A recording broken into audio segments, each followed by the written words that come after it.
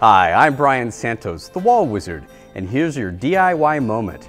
Well, talk about life hacks or painting from the pantry. I got some cool tools and tricks for you to learn how to paint. Well, here's some ideas that can make a big difference on the way you paint. For one thing, if you're going to cover anything, instead of using plastic or any type of drop cloths, I like to use plastic wrap. It's cheap, it clings, it'll conform, and it's biodegradable.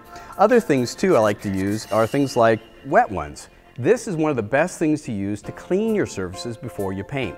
Because it's rubbing alcohol, it degrades, it doesn't leave any water residue, and when you're done, just go ahead, throw it, and recycle it. Great idea. A couple other things too.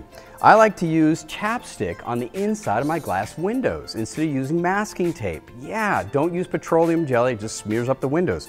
But using a little bit of chapstick, it keeps the paint from sticking on the glass, and of course you can clean it off with your wet ones. Other tricks, you can use things like toothpicks. If you want to save a hole and know where to put the picture back up or the type of screw holes for the towel bars or for your drapery, put a toothpick inside it.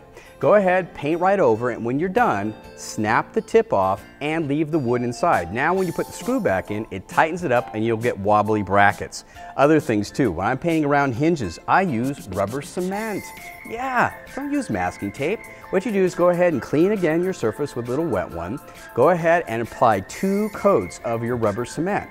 This now acts like a masking film. Let it dry, go ahead and paint. When you're done, go ahead and score around and peel off the dry rubber cement. Who knew? It's clear masking tape. We're also going to be talking about how to take the smell out of paint. Who knew that something like 4 drops of vanilla in a quart of paint will take your smell out of your paint? Instead of buying expensive fragrances and so forth, just a little bit of vanilla, and it doesn't have to be vanilla. It could be peppermint, blueberry, cherry. You could be like Willy Wonka, have different flavors on the wall. I don't care.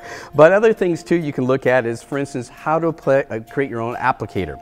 One of the things that I like to use is just about a 3-quart plastic pot. We're going to take a couple pieces of duct tape and we're going to use a clip magnet. So now when I'm painting, instead of setting the brush like this or setting the brush down like this, I now have a place to set the brush just like that. And that is your DIY moment. For more tips, head to abcactionnews.com.